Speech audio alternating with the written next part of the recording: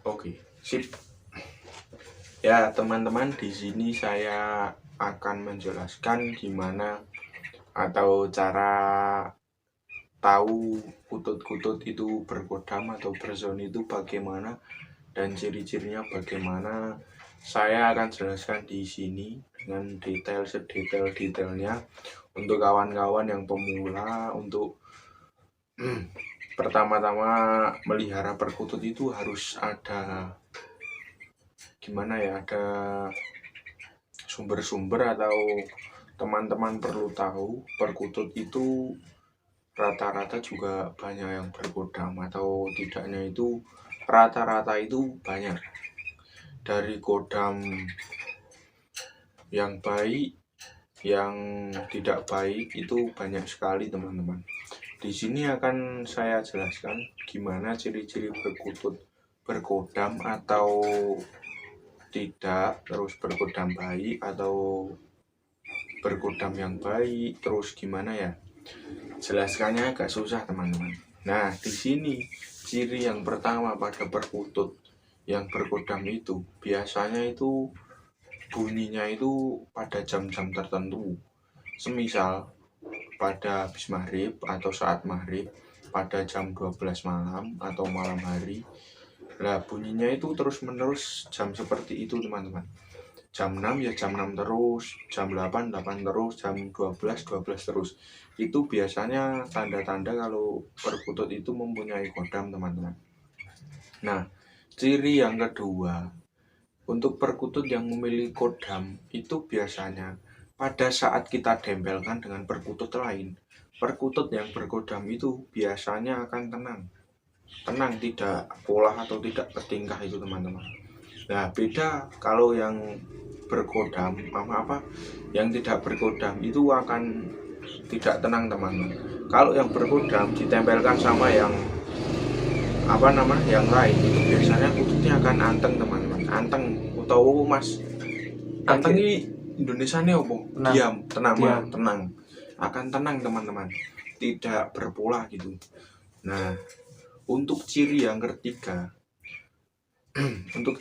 ketiga itu pada ekor atau ekor pokoknya, dan ada ciri tertentu yaitu pada mata, terus kepala, bulu itu juga bisa buat petanda. Dan perkutut itu tidak cuma mempunyai satu kodam atau cuma gimana ya, kutut itu banyak kodamnya teman-teman. Dari mulai yang ini harus bisa mempelajari lagi untuk pemula gimana ciri-ciri yang kodam-kodam ini itu gimana. Tapi kalau saya jelaskan ini nanti sangat lama teman-teman. Cut kalau udah bukan ya, jadi kan masih bajingan tenan teman. Nah, untuk mengetahui kodam apa yang ada dalam perkutut itu sangat sulit teman-teman kalau tidak mempelajari dari sekarang. Kalau untuk pemula yang mau belajar itu harus betul-betul belajar supaya bisa tahu kodam apa yang ada di perkutut.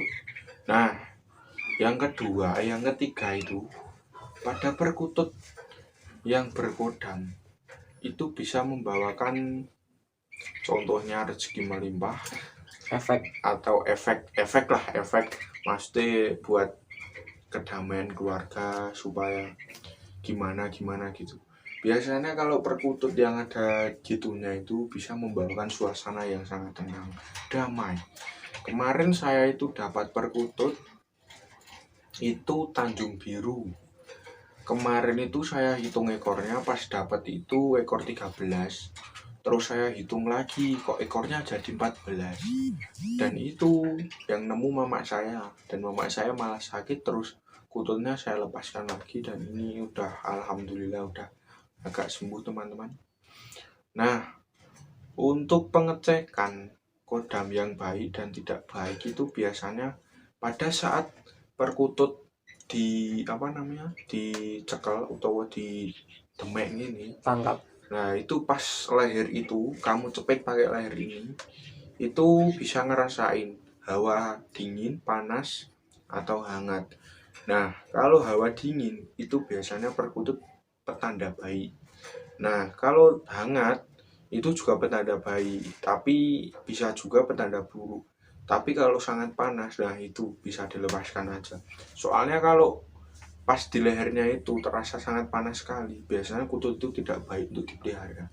Malah nanti buat cilaka, buat pemiliknya itu sangat musibah tidak lah. baik, ya, kena musibah, terus pokoknya lah nggak baik, tidak mau dipelihara. Nah, untuk teman-teman yang ingin pemula ingin memelihara kutut, itu pelihara yang dari ternakan aja. Soalnya kan kalau dari ternakan itu ya baiklah, tidak dari alam liar. Nah, kalau dari alam liar itu biasanya kan kita nggak tahu yang menempel di kutut itu apa-apa. Nah, takutnya nanti pada saat dipelihara, malah yang melihara itu dapat musibah, teman-teman. Nah, saya sarankan untuk pemula itu beli di peternak kutut kan banyak tuh, teman-teman. Nah, oke teman-teman, tadi sampai beli perkutut di peternakan aja. Nah, gini saya jelaskan ya. Pada saat kalau beli itu di peternakan, itu kan jelas-jelas itu peternakan sendiri. Jadi kan kodamnya itu kan biasanya ya nggak ada. Kodam itu bisa terbentuk dengan naluri atau kepribadian kita, teman-teman.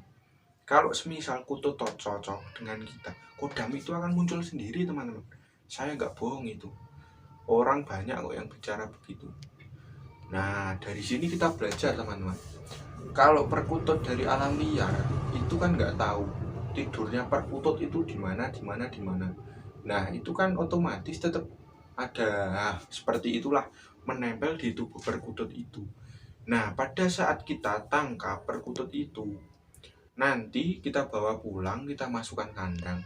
Semisal yang nempel itu tidak suka dengan kita, otomatis kita celaka, teman-teman. Nah, saya sarankan aja kita beli di peternakannya Cak Silo ya. Dibeli peternakannya Cak Silo aja. Itu perkututnya bagus-bagus. Nggak ada kodamnya. Nggak ada kodamnya. Ya ada tuh, Mas. Tetap punya dia, tapi kan nggak mau jelasin dia. Nah, itu beli aja di Cak Silo. Alapannya di Dusun Jimbaran, Kecamatan Bandungan. Nah, itu sampean beli di situ aja, Cak Silo itu. Nanti ada itu, ternak banyak itu. Nah, saya sarankan beli di situ aja, soalnya kututnya bagus-bagus, ada Bangkok, ada udan mas, terus ya pokoknya lokal, banyak sekali dia ternak seperti itu. Nah, itu saya sarankan di situ aja, beli perkutut di peternakan. Nah, di sini saya tadi menjelaskan tentang ciri-ciri perkutut berkodam. Ngomong-ngomong dengan berkodam, itu kodam-kodam itu banyak sekali, teman-teman.